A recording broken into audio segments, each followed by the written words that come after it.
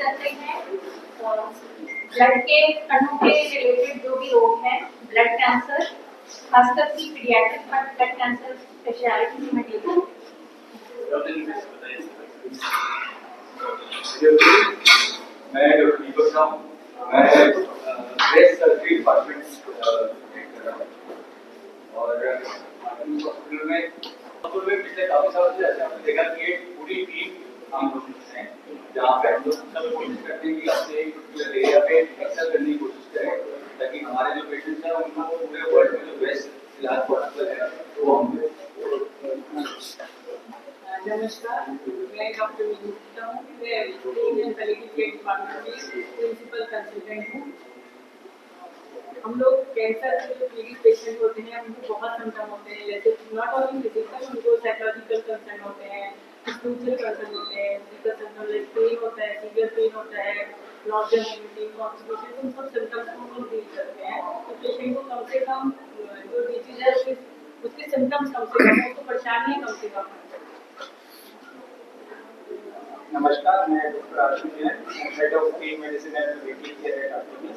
जैसा डॉक्टर विनू ने कहा, हम कैंसर पेन मैनेजमेंट और पैलिएटिव केयर से डील करते हैं।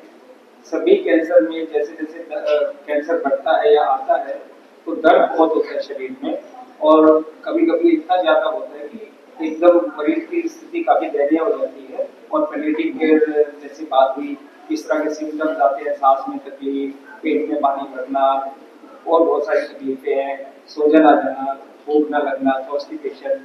तो हम अपने ऑन्कोलॉजी और ऑन्को सर्जरी टीम से डे 1 से 7 दिन के पेशेंट की केयर करते हैं और डे 1 से ही पेशेंट को पैलिएटिव केयर और पेन मैनेजमेंट के लिए एनरोल करा जाता है। और अगर बहुत कैंसर बढ़ जाए, स्टेज 4 चला जाए, तो palliative care treatment, home care और एंड ऑफ लाइफ केयर, ये सब हम लोग ट्रीटमेंट करते हैं और कोशिश करते हैं कि जब तक मरीज का पूरा इलाज ना हो जाए ठीक से और उसका कैंसर रिलेटेड पेन है और पैलिएटिव केयर हॉस्पिटल इलाज करें, और अगर कैंसर बढ़ जाए और आखिरी स्टेज में पहुंच जाए तो फिर उसका आखिरी समय में ध्यान रखें ताकि उसका जो भी समय है उसमें वो उसको हम आराम दे सके और बिना दर्द के और बिना सीरियस सिम्टम्स के हम उसका भी समय।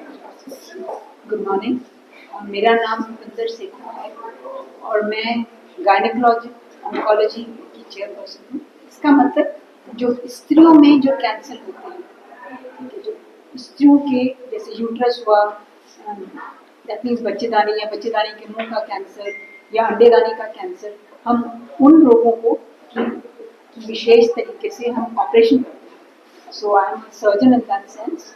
और हमारी तो यही हिदायत होती है कि अगर इनमें से कोई भी कैंसर जल्दी से जल्दी पकड़ा जाए तो काफ़ी हद तक काफी।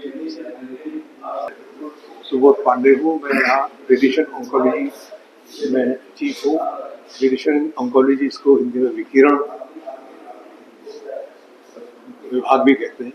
इसमें एक्सरेज और गामा रेज के माध्यम से रेडिएशन दिया जाता है। तो इसमें जब भी हमारा योगदान आता है वो जनरली पेशेंट की कैंसर की पुष्टि करने में सर्जन करते हैं या हेमेटोलॉजिस्ट में वो ब्लड के सैंपल से पता करते हैं कि ये कैंसर है। उसमें अपना जब उनका कीमोथेरेपी का अंश पूरा होता है तो फिर वो हमारे पास भेजते हैं। तो हमारा मेन एम ये रहता है कि अगर सर्जरी के बाद पेशेंट आए तो सर्जरी से जितना भी कैंसर निकल गया हो, उसके बाद अगर वहाँ पे अवशेष रहते हैं कैंसर के, तो उसको हमें इस तरह से ट्रीट करना है कि कैंसर निर्मूल हो जाए, वहाँ से उन्मूलन हो जाए, और साथ साथ जो नॉर्मल वहाँ के अंग हैं जहाँ से कैंसर था उनको हम पूरी तरह से बचाएं ताकि पेशेंट जब कैंसर मुक्त हो जाए तो उस समय न सिर्फ वो कैंसर से उसकी पीड़ा खत्म हो जाए, तो उसके जो भी normal. Lalit Kumar, medical oncology department से हूँ, जहाँ पे हम लोग डायग्नोसिस और कीमोथेरेपी या टारगेटेड थेरेपी से डील करते हैं। आप सभी को मेरा नमस्कार। मैं डॉक्टर गौरव दीक्षित हूँ। मैं आर्टेमिस में हेमेटोलॉजी डिपार्टमेंट को हेड कर रहा हूँ। हेमेटोलॉजी मतलब होता है डिजीज़ ऑफ ब्लड, खून की बीमारियाँ। खून की बीमारियाँ आमतौर पे इतनी कॉमन नहीं होती जितनी ब्रेस्ट कैंसर और लंग कैंसर होती है, पर वो ट्रीटेबल होती है, मतलब वो 100% हम लोग उसको क्योर कर सकते हैं। So it is a very aggressive treatment. और आजकल हम लोग बोन मैरो ट्रांसप्लांट और CAR T-सेल थेरेपी, नई नई थेरेपीज इसमें आ रही हैं, जिससे इन पेशेंट्स को काफ़ी फ़ायदा हो रहा है और उनकी लाइफ स्पैन भी अच्छा हो रहा है। तो वो कंसल्टेंट मेडिकल ऑन्कोलॉजी में काम कर रहा हूँ। आज वर्ल्ड कैंसर डे के दिन मेरे को एक सुझाव देना है। कैंसर को हम रोक सकते हैं या जल्दी पता कर सकते हैं कुछ जांचें करके।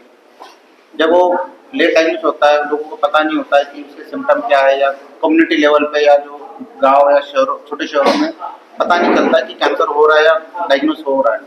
तो बेसिकली स्टेज 4 या स्टेज 3 कैंसर ट्रीट करना आसान होता है, पर उसमें क्योर नहीं है। तो हर साल एक डे वर्ल्ड कैंसर इसलिए मनाया जाता है कि मैसेज जाए कम्युनिटी लेवल पे ऑन्कोलॉजी टीम से कि हमें क्या कम्युनिटी लेवल पे या अपने हर सोसाइटी में काम कर सकते हैं। बीइंग क्लिनिशियल हमारा काम ज़्यादातर हॉस्पिटल में दायरे में सीमित रहता है, हम कम्युनिटी लेवल पे नहीं जा सकते। पर नमस्कार, मैं डॉक्टर कमल वर्मा, विकिरण चिकित्सा विभाग में कार्यरत। हमारे डिपार्टमेंट में हम विकिरण की सहायता से ऐसे कैंसर जिनको भी कवर किया जा सकता है उनको क्योर करने की कोशिश करते हैं। जैसा डॉक्टर मुकेश ने कहा, कैंसर जितना छोटा होगा उतने हमारे साइड इफेक्ट भी कम होंगे। इसके साथ ये देखा गया है कि छोटे कैंसर में जो कंट्रोल है, रिस्पॉन्स टू ट्रीटमेंट है, वो 2 गुना से 10 गुना ज्यादा होता है। इसलिए हम लोगों के माध्यम से यही संदेश पहुंचाना चाहते हैं कि आज के दिन कैंसर के लक्षणों को पहचाने, जल्दी निदान हो, जल्दी उपचार हो और हमें सफलता मिले। नमस्कार, मैं डॉक्टर संदीप गोयल और रेडिएशन ऑन्कोलॉजी डिपार्टमेंट में सीनियर कंसल्टेंट की तरह काम कर रहा हूँ। और जैसा कि सर ने पहले बताया, हमारे पास लेटेस्ट इक्विपमेंट, लेटेस्ट टेक्नोलॉजी है जिसकी मदद से हम कैंसर का रेडिएशन के थ्रू इलाज करके मिनिमम साइड इफेक्ट को देके और अच्छा रिस्पॉन्स या डिजीज को क्योर कर सकते हैं। जहाँ तक के यूट्रस के कैंसर का सवाल है, सबसे ज़्यादा जो प्रचलित है वो है यूट्रस के मुंह का कैंसर, जिसको कि हम सर्वाइकल कैंसर कहते हैं। और इसके लिए हमारे देश में अब अपना एक वैक्सीन बनना शुरू हो गया है। वो वैक्सीन छोटी बच्चियों को, 15 साल की उम्र से कम बच्चियों को अगर हम 1 डोज भी दें तब भी उनका बहुत प्रोटेक्शन हो जाता है। बाकी जो कि बड़ी महिलाएं, उनको 3 डोज देने होते हैं। 45 साल की उम्र तक ये वैक्सीन लिया जा सकता है। 26 साल की उम्र तक तो पूरा प्रोटेक्शन मिलता है, लेकिन 26 से 45 साल की उम्र में पार्शियल प्रोटेक्शन मिलता है। तब इन सारी की सारी उम्र में सिर्फ वैक्सीन ही नहीं लेना, साथ में जाके डॉक्टर के पास एक पैप स्मीयर होता है।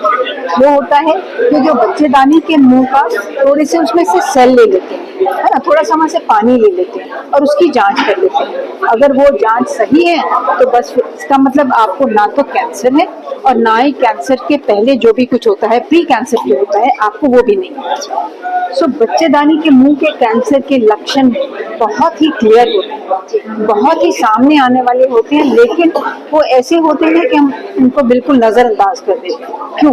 क्योंकि वो सारे ब्लीडिंग से संबंधित हैं, रक्त से संबंधित है। और हम सोचते हैं महिलाओं में रक्त का जाना तो नॉर्मल ही है, कोई बात नहीं, लेकिन अगर ये रक्त संबंध के बाद जा रहा है, अगर ये रक्त जो आपका मासिक होता है उसके इन बिटवीन जा रहा है, अगर ये रक्त के साथ कोई बदबूदार डिस्चार्ज हो रहा है, तो या आपको एक किस्म की कमर में दर्द है जो कि जा ही नहीं रहा इस रक्त के बहाव के साथ, तो आपको तुरंत जाके डॉक्टर को दिखाना चाहिए, क्योंकि हो सकता है ये कैंसर, हो सकता है कैंसर। हड्डी में दर्द, ये कमर में दर्द, ये सारी की सारी दर्द अगर हो तो आपको जरूर जाके डॉक्टर को दिखाना चाहिए। ये लक्षण जी नहीं, ये जो 13-14 साल की लड़कियां होती है ना, उनमें ये कैंसर नहीं होता तकरीबन, क्योंकि ये कैंसर होने के लिए संबंध बहुत जरूरी है। अगर आपका संबंध नहीं है किसी भी तरीके का, चाहे आप मैरिड हैं, चाहे आप नहीं मैरिड हैं, चाहे आप किसी भी तरीके का आपका पार्टनर है या कुछ भी है, तो ये बेसिकली जो बच्चेदानी के मुंह का कैंसर है, इसके लिए संबंध होना अनिवार्य है। तो इसलिए ये 13-14 साल की बच्चियों में तकरीबन नहीं होता, और इसीलिए हम चाहते हैं कि 13-14 साल की बच्चियों में ही इसका वैक्सीन दे, ताकि पहले ही प्रोटेक्शन हो। है ना। हम छोटे शिशुओं में BCG का इंजेक्शन लगाते हैं ना, क्यों लगाते हैं? क्योंकि वो बड़े होने पर भी उनमें TB हो ही नहीं, ताकि उनमें TB का रोग हो ही नहीं, इसीलिए लगाते हैं। तो इसी तरीके से हम छोटी बच्चियों में अगर ये लगा दें तो बड़े होकर भी, क्योंकि कुछ पता नहीं होता है ना कि हम आगे हमारा जीवन कैसा रहेगा, हम पहले ही प्रोटेक्टेड हैं, हम पहले ही सुरक्षित हैं, इसलिए ये देना चाहिए। महिलाएं शर्माती हैं क्योंकि वो सोचती हैं कि ये शायद कोई गंदगी है, सोचती हैं कि हम क्यों जाके किसी को दिखाएं, सोचती हैं समाज में पता चलेगा तो फिर हमारा क्या होगा, शायद हमको लोग दुत्कारेंगे। लेकिन आप एक बात याद रखिए, अगर मैं अपनी सेहत का खुद ख्याल नहीं रख सकती तो कोई भी और नहीं रख सकता। अगर मैं ये जिम्मेवारी नहीं उठा रही हूँ तो मेरे घर के भी ये जिम्मेवारी नहीं उठाएंगे। और अपने आप को दिखाना, किसी के सामने अपने आप को बताना कि मेरे को कोई तकलीफ है, इसमें कोई शर्मनाक बात है ही नहीं। नमस्कार, मैं doctor Deepak Jha, chief of breast surgery department हूँ आर्टेमिस हॉस्पिटल गुड़गांव में। कैंसर के बारे में बहुत सारी भ्रांतियां हैं और सबसे पहले पेशेंट अपने आप को ही कोसना शुरू करते हैं कि शायद हमने कुछ गलती करी या हमने ध्यान नहीं दिया जिसकी वजह से कैंसर हुआ। 90% कैंसर होने के पीछे कोई कारण हमें नहीं होता है या फिर पेशेंट की कोई गलती नहीं होती है, वो एक चेंज है ऑटोमेटिकली जो बॉडी में आ जाता है। अच्छी बात यही है कि ट्रीटमेंट इतना अच्छा हो रहा है कि अगर हम देरी नहीं करें, सिम्टम्स को इग्नोर नहीं करें तो हम बहुत जल्दी उसको पकड़ सकते हैं। और ब्रेस्ट कैंसर में तो खासकर हम अपना इलाज और कम करते जा रहे हैं क्योंकि हमारे रिजल्ट्स इतने अच्छे हो रहे हैं। स्टेज 1, स्टेज 2 कैंसर के अंदर 95% क्योर रेट्स तक हम अचीव कर रहे हैं आज की डेट में। तो सिर्फ कैंसर नाम से डरे नहीं, अगर कोई भी दिक्कत ऐसी लग रही है, जब सिम्टम्स आपको लगता है कि शायद इसमें कुछ बीमारी हो सकती है, तो बिना डरे बिना झिझक डॉक्टर से जरूर परामर्श लें। काफी चांस है कि वो सिम्टम्स कैंसर के नहीं होंगे, और अगर होंगे भी तो आपके डॉक्टर जरूर आपकी हेल्प करेंगे उसे ट्रीट करने में और आपको ठीक करने में। सर, कैंसर होता किन कारणों से है और हमारे जो शरीर में आपने बदलाव की बात की है वो क्या होते हैं, कैसे बदलाव होते हैं? ये कैंसर काफी कुछ इन्वायरमेंटल फैक्टर्स की वजह से होता है। कुछ फैक्टर्स जैसे स्मोकिंग हो गए, अल्कोहल हो गए, लाइफस्टाइल, स्ट्रेस या फिर हार्मोन्स का इम्बैलेंस, इस वजह से कैंसर में एक कंट्रीब्यूशन हो सकता है। ठीक है, ब्रेस्ट कैंसर में ब्रेस्ट के अंदर किसी भी तरह की नई गांठ बनना, बगल के अंदर गांठ बनना, ब्रेस्ट के अंदर अचानक सूजन आना, निपल से खून का डिस्चार्ज या फिर स्किन के अंदर लाली आना, ये सब कुछ चीजें हैं जो कैंसर के अंदर देखी गई हैं। तो अगर ऐसा कुछ भी हो तो ब्रेस्ट कैंसर का एक शक हो सकता है।